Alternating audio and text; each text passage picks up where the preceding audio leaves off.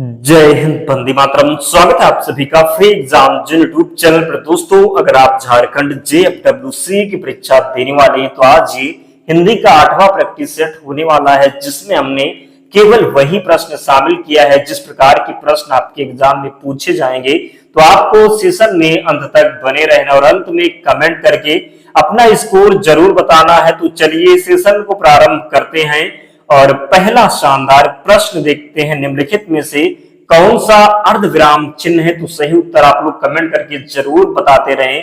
अर्धविराम चिन्ह पूछा गया है, तो जब बात करेंगे अर्धविराम चिन्ह की तो डी ऑप्शन राइट आंसर हो जाएगा। क्या? तो अर्धविराम जो चिन्ह है ये डी ऑप्शन हो जाएगा, ध्यान रखना है। बात करें सी ऑप्शन में तो ये पूर्ण विराम है। क्या? तो सी ऑप्शन में पूर्ण विराम है, जरूर ध्यान रखें। बी ऑप्शन में अल्प विराम है, तो गलती नहीं करना है। प्रश्न निश्चित ही इसी प्रकार से बनेगा। नेक्स्ट है, अरे उसने तो कमाल कर दिया वाक्य है प्रश्नवाचक, विस्मयबोधक, इच्छावाचक या फिर निषेधवाचक। तो अरे उसने तो कमाल कर दिया, तो अरे जो होता है ये विस्मयबोधक होता है। क्या होता है? तो अरे उसने तो कमाल कर दिया विस्मयबोधक हो जाएगा। बात करें प्रश्नवाचक की तो प्रश्न जब पूछा जाए तब क्या होगा? प्रश्नवाचक होगा। इच्छावाचक जब कोई इच्छा जाहिर की जाए, निषेधवाचक जब नहीं हो, क्या हो? जब नहीं हो, नकारात्मक वाक्य हो, वहां पर निषेधवाचक होगा। नेक्स्ट प्रश्न है, और जिसने भी अब तक वीडियो को लाइक नहीं किया आप लोग वीडियो को जरूर लाइक कर दें, चैनल को सब्सक्राइब कर लें। अब तक हम 7 प्रैक्टिस सेट करा चुके हैं, ये 8वां। अगर आपने वो वीडियो अब तक नहीं देखी तो देख लेना। अगर सभी प्रैक्टिस सेट आप देख लेते हैं तो मैं विश्वास दिलाता हूं एक भी प्रश्न आपके एग्जाम में गलत नहीं होगा। राम घर गया, राम घर गया, उसने मां को देखा। इसको आपको संयुक्त वाक्य बनाना है। क्या करना है? तो राम घर गया, उसने मां को देखा। इसको आपको जो है संयुक्त वाक्य बनाना है। तो राम ने घर जाकर मां को देखा, राम घर गया अतः उसने मां को देखा। राम घर गया और उसने मां को देखा, इनमें से कोई नहीं। तो संयुक्त वाक्य में आपको और मिलेगा। क्या मिलेगा? तो और से जुड़ा हुआ वाक्य जरूर मिलेगा। तो यहां पर जब आप सी ऑप्शन में देखेंगे राम घर गया और उसने मां को देखा, तो जब और मिल जाए, इसलिए मिल जाए, तो वहां पर आप संयुक्त वाक्य लगा देना, आपका सही उत्तर हो जाएगा। नेक्स्ट है,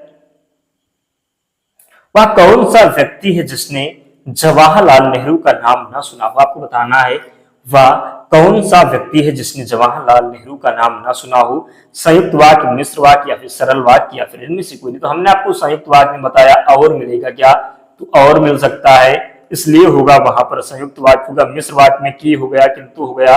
तो इस प्रकार जो वाक्य होंगे वहां पर मिश्र वाक्य होगा। जहां पर जिसने दिया हुआ तो जिसने भी जब मिलेगा तो मिश्र वाक्य ही लगाना है। तो राइट आंसर यहाँ पर क्या हो जाएगा? वी ऑप्शन मिश्र हो जाएगा। सरल वाक्य में एक कर्ता और एक विधेय आपको मिलेगा। नेक्स्ट है, वाक्य के घटक होते हैं उद्देश्य और विधेय, कर्ता और क्रिया, क्रम और क्रिया या फिर कर्म और विशेषण। तो वाक्य के घटक होते हैं, कई बार हमने आपको बताया है। क्या?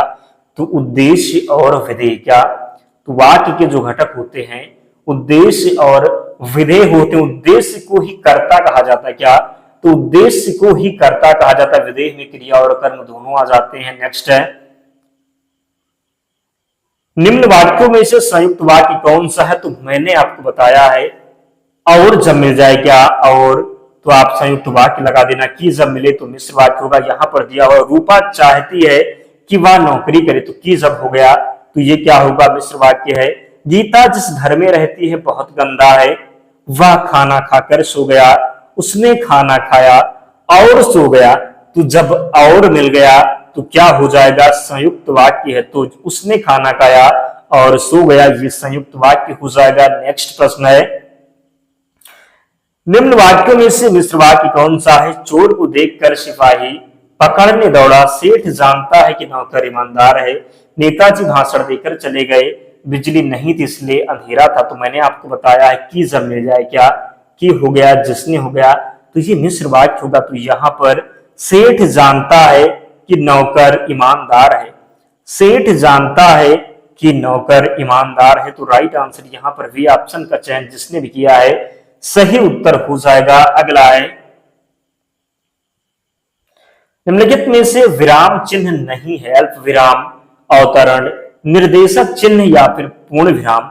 तो अल्प विराम भी विराम चिन्ह है, अवतरण भी है, पूर्ण विराम भी है, लेकिन यहां पर निर्देशक चिन्ह नहीं है। तो राइट आंसर थर्ड ऑप्शन हो जाएगा। क्या हो जाएगा? तो थर्ड ऑप्शन का चयन जिसने भी किया है सही उत्तर हो जाएगा। नेक्स्ट है समुद्र मंथन करना, घोर तप करना, कठोर परिश्रम करना, दृढ़ प्रतिज्ञा करना, उद्देश्य को प्राप्त करना। तो समुद्र मंथन करना का जो अर्थ हो जाएगा कठोर परिश्रम करना। क्या? तो समुद्र मंथन करना यानी कि कठोर परिश्रम करना भी ऑप्शन सही उत्तर हो जाएगा। अगला है विरोध करना के लिए सही मुहावरा है सिर झुकाना, सिर उठाना, सिर कटाना या फिर सिर चढ़ाना। तो विरोध करना, जब आपके विरोध में कोई खड़ा हो जाता है क्या होता है? तो जब आपके विरोध में कोई खड़ा हो जाता है तो उसको क्या बोलेंगे?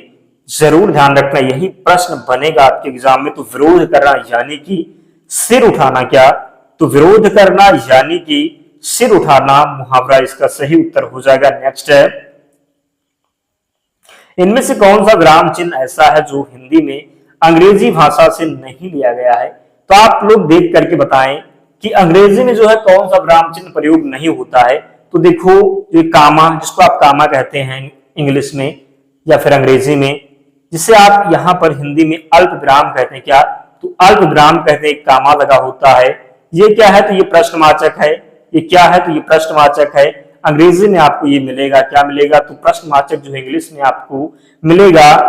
और बात करेंगे ये जो है अर्ध विराम है, तो ये भी अंग्रेजी में आपको देखने को मिलेगा। लेकिन बात ये जो पूर्ण विराम है, क्या? तो पूर्ण विराम ये अंग्रेजी से नहीं लिया गया है। क्या?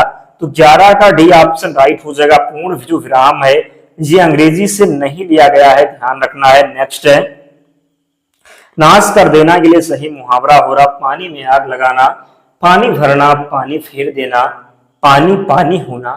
नाश कर देना के लिए जो सही मुहावरा हो जाएगा पानी फेर देना। नाश कर देना यानी कि पानी फेर देना। अगला है रहीमन पानी राखिए, बिन पानी सब सून, पानी गए न उबरे, मोती मानुष चून। यमक अलंकार, श्लेष अलंकार, अतिशयोक्त अलंकार या फिर अनुप्रास अलंकार। तो यमक अलंकार की बात करेंगे तो दो शब्द आपको मिलेंगे, दोनों के अर्थ अलग अलग होंगे। जैसे कि जो इसका उदाहरण हो जाएगा काली घटा की घमंड घटा, यमक का उदाहरण हो जाएगा काली घटा की घमंड घटा। श्लेष की बात करेंगे तो श्लेष में एक ही शब्द होगा, उसके कई अर्थ निकलेंगे। क्या होगा? तो श्लेष में एक ही अर्थ होगा, उसके कई अर्थ निकलेंगे। तो यहाँ पर रहीमन पानी राखिए, बिन पानी सब सून। तो पानी का यहाँ पर कई अर्थ है। रहीमन पानी राखिए, बिन पानी सब सून, पानी गए न उबरे, मोती मानुष चून। इज्जत की बात कर रहा, पानी मर गया जब किसी का, तो यहाँ पर पानी के कई अर्थ हैं। तो यहाँ पर श्लेष अलंकार हो जाएगा। ये प्रश्न हूबहू मिलेगा। रहीमन पानी राखिए, बिन पानी सब सून, पानी गए न उबरे, मोती मानुष चून। बात करेंगे अतिशयोक्ति अलंकार की, तो अतिशयोक्ति अलंकार में बढ़ा चढ़ा कर बातें की जाएंगी। क्या? तो बढ़ा चढ़ा करके बातें की जाए। जैसे कि हनुमान की पूंछ में लगन न पाई आग, सारी लंका जल गई, गए निशाचर भाग। तो यहाँ पर क्या है? अतिशयोक्ति अलंकार है। क्या है?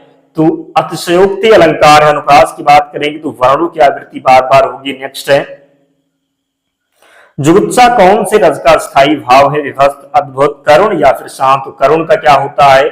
शोक होता है। करुण का स्थायी भाव क्या होता है?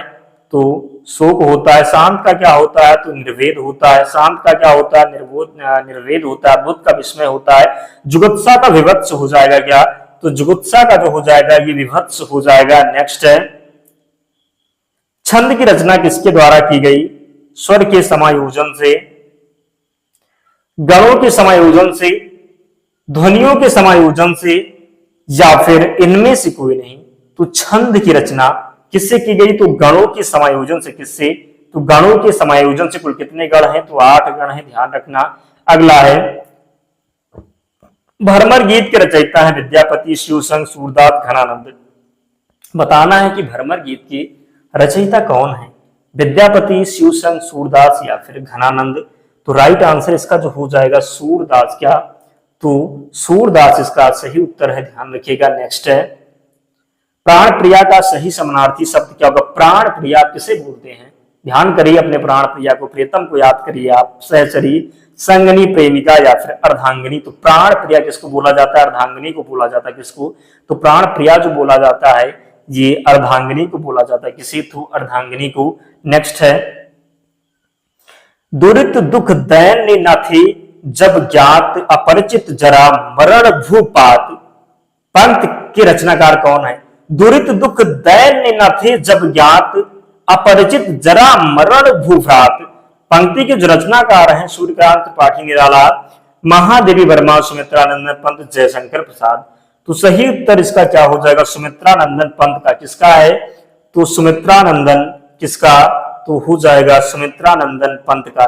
दुरित दुख दैन्य न थे जब ज्ञात अपरिचित जरा मरण भूपात, यह है सुमित्रानंदन पंत का। अगला है, दिए गए विकल्पों में मारुत का पर्यायवाची बताइए। देवता, वायु, पृथ्वी या फिर तालाब। आसान हो जाएगा, वायु है क्या? तो मारुत का पर्यायवाची क्या हो जाएगा? वायु हो जाएगा क्या? तो वायु हो जाएगा। नेक्स्ट है, सुहाग के नुपुर के रचयिता है प्रेमचंद, मोहन राकेश निराला या फिर अमृतलाल नागर। तो सुहाग के नुपुर क्या? तो सुहाग के नुपुर ये सूर्यकांत त्रिपाठी निराला का। किसका है? तो सुहाग के नुपुर के रचयिता है सूर्यकांत त्रिपाठी निराला।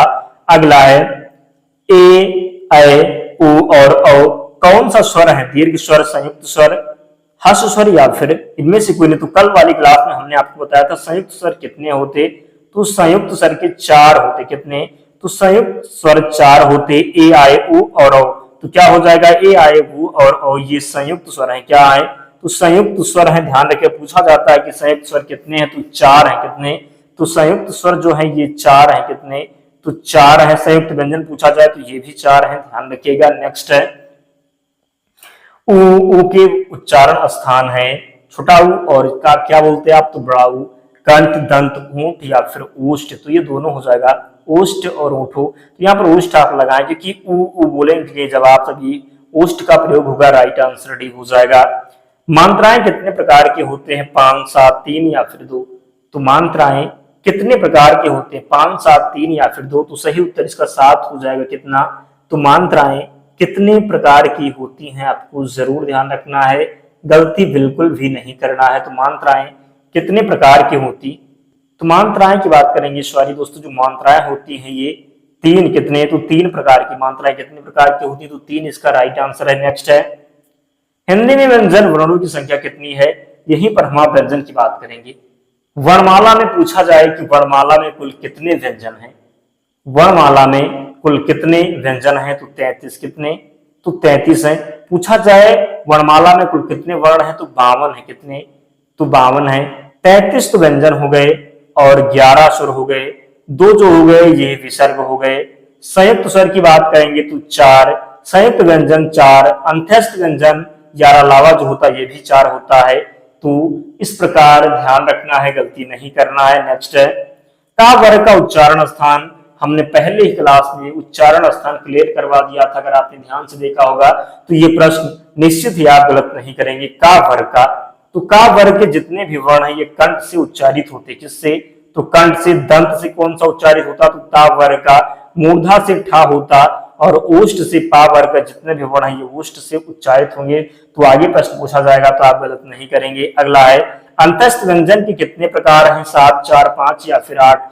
तो अंत्यस्थ व्यंजन के कितने प्रकार हैं? तो अंत्यस्थ व्यंजन जो है ये 4 हैं। कितने?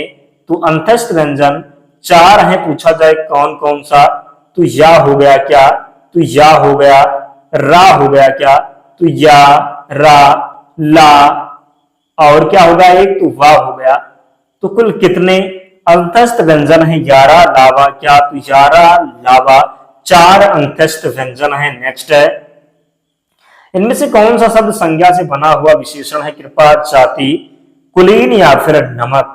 तो कुल से क्या बना? कुलीन बना। क्या बना? तो कुलीन बना। तो सी ऑप्शन सही उत्तर हो जाएगा। नेक्स्ट है, इनमें से कौन सा शब्द संज्ञा से बना हुआ विशेषण नहीं है? नियमित, अपमान, वार्षिक या फिर अपमानित। तो पूछा गया है कि संज्ञा से बना हुआ विशेषण नहीं है, तो राइट आंसर इसका अपमान हो जाएगा। क्या होगा? तो अपमान इसका सही उत्तर हो जाएगा। क्वेश्चन नंबर 29 है, इनमें से कौन सा शब्द सर्वनाम से बना हुआ विशेषण है? वह, तेरा, कोई, मैं। तो वह भी क्या है? सर्वनाम है। कोई भी सर्वनाम है, मैं भी है, लेकिन तेरा जो है ये सर्वनाम से बना हुआ विशेषण है। क्या है? तो सर्वनाम से बना हुआ विशेषण है। नेक्स्ट प्रश्न है, इनमें से कौन सा शब्द क्रिया से बना हुआ विशेषण नहीं है? कमाऊ, पठित, समझना या फिर चालू। कुमाऊ, कमाऊ, पठित, समझना या फिर चालू। प्रश्न है, इनमें से कौन सा शब्द क्रिया से बना हुआ विशेषण नहीं है? तो राइट आंसर इसका हो जाएगा समझना। क्या? तो समझना इसका राइट आंसर है। क्वेश्चन नंबर 31 है। 2-3 प्रश्न हो रहे हैं दोस्तों। इनमें से कौन सा शब्द पुल्लिंग से बना हुआ स्त्रीलिंग है? बड़ा, ऐसा, काली या फिर इनमें से कोई? तो बड़ा जो है ये पुल्लिंग है, बड़ी इसका स्त्रीलिंग हो जाएगा। ऐसा भी पुल्लिंग है, ऐसे इसका स्त्रीलिंग हो जाएगा। जबकि काला जो है, काली, ये पुल्लिंग काला से किससे? तो काला से काली बना है। तो राइट आंसर सी ऑप्शन हो जाएगा, ध्यान रखिएगा। क्वेश्चन नंबर 32 है, सेकंड लास्ट है। तो जिसने भी अब तक वीडियो को लाइक नहीं किया है, आप लोग जरूर लाइक कर दें, चैनल को सब्सक्राइब करके हमारे साथ जुड़ जाएं। कौन सा शब्द गुणवाचक विशेषण है? 10 हाथी, लाल फूल, 5 लड़के या फिर इनमें से कोई नहीं। तो गुणवाचक विशेषण, तो रंग जो होते, जितने भी रंग हैं, क्या? तो रंग जो है ये गुणवाचक विशेषण होते। क्या? तो कोई भी रंग आ जाए, लाल, पीला, हरा, नीला, काला, ये सब गुणवाचक विशेषण है। तो राइट आंसर यहाँ पर बी का चयन जिसने भी किया है सही उत्तर हो जाएगा। नेक्स्ट है, संख्यावाचक विशेषण के कितने प्रकार है? तो इसका आंसर आपको कमेंट बॉक्स में बताना है। 2, 3, 5, 8 ये होमवर्क है आपके लिए। तो आप लोग कमेंट करके बताना कि संख्यावाचक विशेषण के कितने प्रकार हैं, और आप लोग बताएं कि जो हमने कितने प्रश्न, तो 32 में थे, एक का प्रश्न आपको होमवर्क में है, कमेंट करके बताना है। तो 32 में कितने प्रश्न आपके सही हुए जरूर कमेंट करके बताएं। और पीडीएफ के लिए टेलीग्राम चैनल से जुड़ जाए, लिंक डिस्क्रिप्शन बॉक्स में है, या फिर आप टेलीग्राम पर जाएंगे और वहां पर सर्च कर लेंगे फ्री एग्जाम जोन। क्या? तो फ्री एग्जाम जोन, वहां पर आपको चैनल मिल जाएगा, ज्वाइन हो जाना, सारी पीडीएफ आपको वहां पर मिल जाएगी। तो मिलते हैं नेक्स्ट वीडियो में, तब तक पढ़ते रहिए, ध्यान रखिए अपना, स्वस्थ और सुरक्षित रहिए। जय हिंद।